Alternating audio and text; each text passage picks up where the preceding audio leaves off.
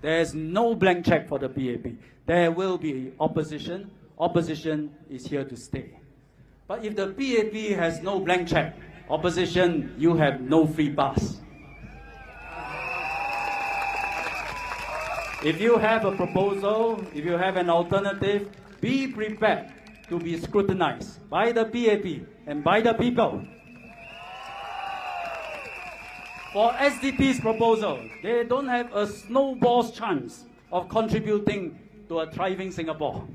Now, in relation to defense, I've spoken up regularly on the importance of investing in national defense and security, and taken a special interest in digital technology and investment in mechanized warfare.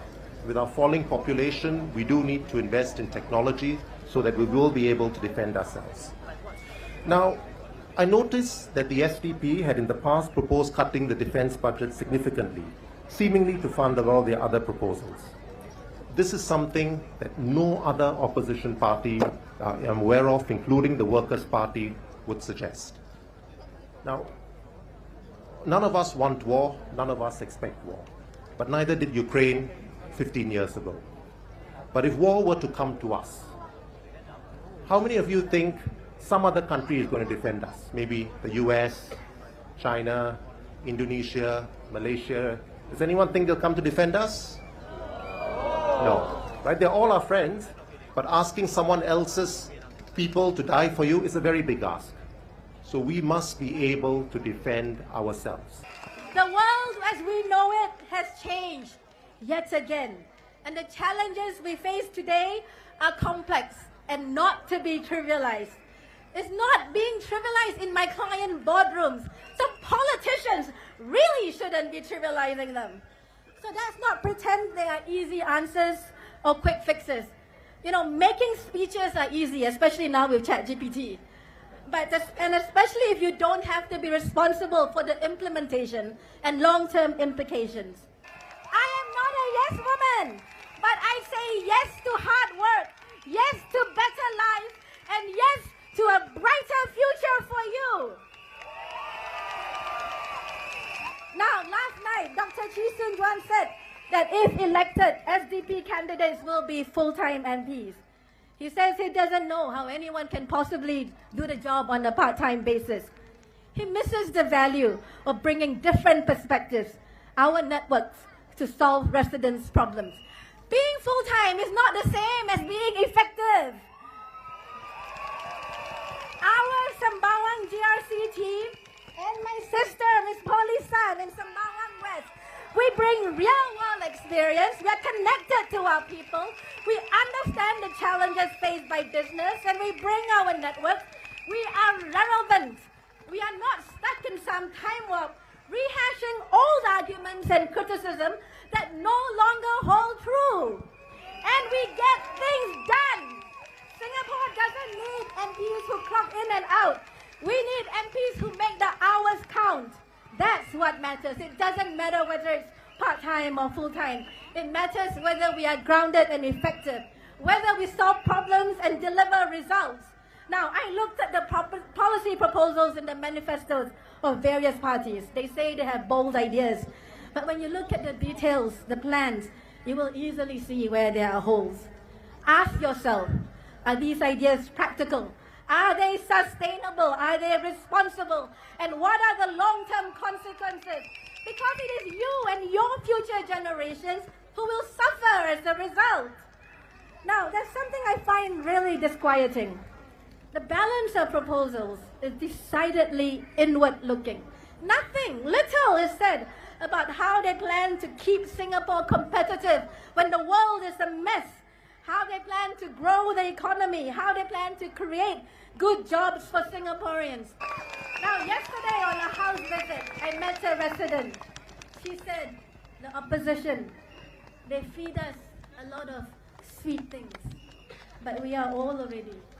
You eat too many sweet things, you get diabetes. What we need are vitamins. Isn't she right? So I urge you, when you listen to these proposals, be informed and reject the proposals that chip away at the very foundations that gave us our competitive advantage and make us resilient. And that is our fiscal strength, our brand, our reputation for stability, and our business-friendly environment. Our tripartism. Such proposals make us weaker, not stronger. So when you read and listen to the proposals, ask the questions, think of the risks.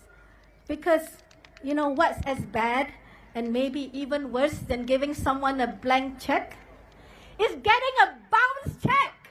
Some of you may have heard, I co-led the first ever community anti-vape campaign.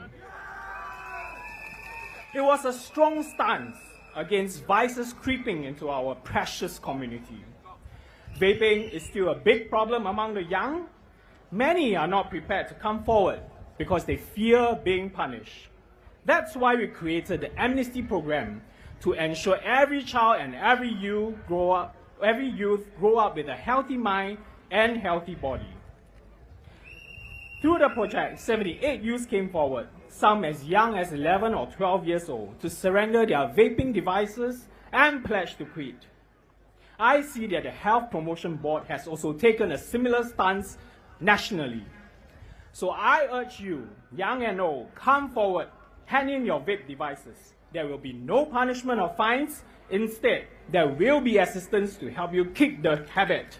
Minister Ong referred to Xuan and me as Guan Yi and Zhang Fei when he introduced us. Now that is an epic story, the romance of the three kingdoms. But I am no general. But I hope, however, to emulate their courage and spirit to serve. My learned opponent, Dr. Chi, has walked a long political path, but not one spent serving community from within. Yes, he's passionate, but passion alone does not build playgrounds, nor support seniors, nor comfort a struggling family. Dear residents, it is not a time for political experiments. Sembawang West deserves more than just a platform. It deserves a proven person, someone who's been here with you, and someone who knows what's at stake. I would like to now respond to what my opponent, Dr. Chi of SDP, said in his rally speeches last weekend. Dr. Chi said that he will organize town hall meetings to hear residents' issues if he is elected, so that residents do not have to wait for a long time at the Meet the People sessions. Let me tell you, this is a fundamental mistake about what MPS is all about. MPS, or Meet the People session, is a safe, a private space for residents to tell me of their life's challenges so we can work on this together. It is not a town hall for public political theater. Soon, maybe by end of next year, you can take a train, the RTS, over to JB to eat, to sleep, not to sleep, to eat, to shop, and play. It may be easier to go to JB than going to Orchard Road. If you go there for holiday, there are hotels there, then yeah, you can eat, you can sleep, you can play. Many residents actually move from different parts of Singapore now to the northern part of Singapore, Sembawang, to Woodlands, because of the proximity to JB.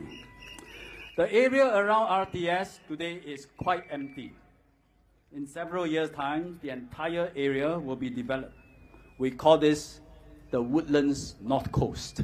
We now have a three-corner fight. One of the party, SDP, has been having a lot of rallies. They have a lot to say. But one thing they say, I think, is disingenuous. They say all these plans that I just described to you, they are going to happen anyway because the PAP will be government. Whoever is the MP, never mind. Never mind, choose them. And all these things that I just mentioned will still happen. Really? I don't think they can come here for 1 month and make all these sweeping statements. So it is extremely satisfying when I can see policies made in MOH in Outram Road land in Sembawang and benefiting the residents here. I cannot do this if I'm not Minister for Health and MP at the same time. The SDP thing is a problem. I think they are just trying to hoodwink you. I can best serve you when I'm both Minister and MP. Why did I list all these things that we have done for the past 5 years? Because it illustrates the difference between the PAP, who is in government, and the opposition, who is a challenger. We worked, we implement all these healthcare policies over the last 5 years. They talk about them over the last 5 days. That's the difference. But then, in the next 5 years, when we implement more policies, what do they say? They claim credit. They say, I talked about it before. We do. They talk. We implement. They claim credit. We work hard. They say you work hard because I make you work hard. In terms of policy contributions, in terms of affecting the lives of Singaporeans, the opposition is a pale shadow of the PAP government. One opposition leader even claimed credit for the government's COVID response because they say as opposition we supported it. And in the community, any small frustration can be magnified into anger during an elections. Suddenly our Meet the People session also become an issue because they say residents have to wait. I suppose if SDP really become MP, they will abolish MPS. Please take note. And for that reason, and for some reason, the SDP have a beef with this project to relocate the horses at Bukit Timah Turf Club to Sembawang.